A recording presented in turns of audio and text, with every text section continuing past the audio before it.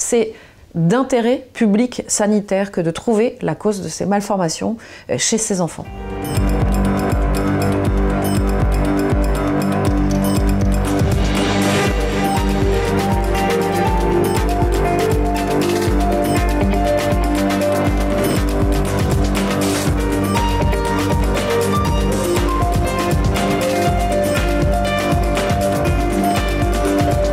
On a vraiment des questionnements importants sur les pulvérisations de pesticides à proximité des domiciles des mamans enceintes. On a vraiment des questionnements très forts aussi, je pense, sur ces expérimentations qui sont menées donc, de produits phytosanitaires qui ne sont pas encore mis sur le marché. On a des questionnements aussi sur l'eau du robinet, l'eau potable que les mamans ont consommée. Donc c'est là, au troisième. Qu'est-ce qu'il y avait autour de vous à l'époque ? Il y avait des champs, on est dans une zone rurale de toute façon, donc voilà. Il n'y avait pas des travaux, il n'y avait pas des usines autour de vous à cette époque ? Non, non. Sur Villars, il n'y a pas des grosses usines, quoi.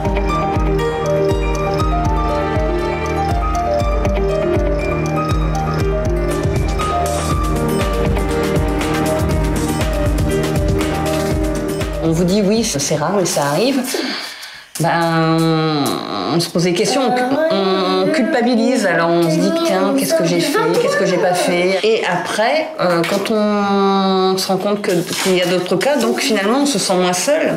Et on se dit que finalement, c'est peut-être pas dû au hasard. Ces parents, ils veulent pouvoir répondre à leurs enfants, ils veulent pouvoir dire à leurs enfants, on s'est battu pour vous, on s'est battu pour trouver une réelle cause à ce qui vous est arrivé. Il y a même un peu de colère de leur part, clairement, parce qu'ils ont le sentiment que l'enquête qui doit être menée par les organismes publics est menée extrêmement tard. Pour vous donner un ordre d'idée, il y a une famille qui vient de recevoir un questionnaire de Santé publique France et on demande à la maman qui a accouché il y a 7 ans si le mois précédent sa grossesse, elle a pris du paracétamol.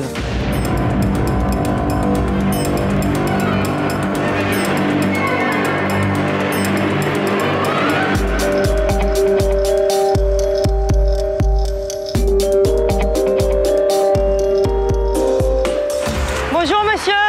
Bonjour. Excusez-moi de vous déranger. Ils mettent des nouveaux produits à l'essai, quoi. Après, c'est des petites quantités, c'est vraiment infime. Et vous savez quel produit vous mettez dans le champ ? Non, faudrait mieux demander dans les coopératives, à mon avis. Aujourd'hui, il y a une pratique agricole qui est répandue, mais qui est très peu connue du grand public. C'est qu'aujourd'hui, on teste des produits chimiques dans les champs avant même qu'ils soient autorisés sur le marché. Même les agriculteurs qui testent ces produits dans les champs pour les firmes, eux-mêmes ne savent pas quels produits ils testent. Tout simplement parce que les firmes, au nom du secret industriel, refusent de donner ces informations. Est-ce que ces expérimentations sont contrôlées ? Nous n'avons pas eu la réponse. Combien d'expérimentations ont été faites à l'époque où les femmes étaient enceintes ? Nous n'avons pas la réponse. Et surtout, quels produits ont été testés ? C'est ça, nous, qui nous intéressait. Parce que si on sait quels sont les produits qui ont été testés, on pourra éventuellement trouver une ou des molécules responsables de ces malformations.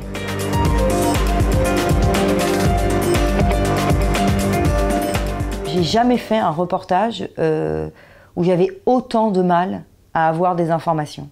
À chaque fois qu'on voulait avoir des réponses, on nous fermait la porte. C'est vraiment quelque chose qui m'a marqué sur ce sujet et qui est assez révoltant en fait. Parce que d'un côté, il y a des familles qui ont appris à vivre avec ce drame, qui attendent beaucoup, qui attendent des réponses, et de l'autre, il y a une opacité folle. Ce qui te semble évident, c'est qu'il faut mener cette enquête et il faut la mener jusqu'au bout, parce que s'il y a une cause environnementale, s'il y a une cause chimique, s'il y a un problème avec l'eau, s'il y a un problème avec l'alimentation, il faut l'identifier, il faut absolument l'identifier. En apportant une réponse précise à cette enquête et donc aux familles qui sont concernées, on évitera d'autres cas de malformation.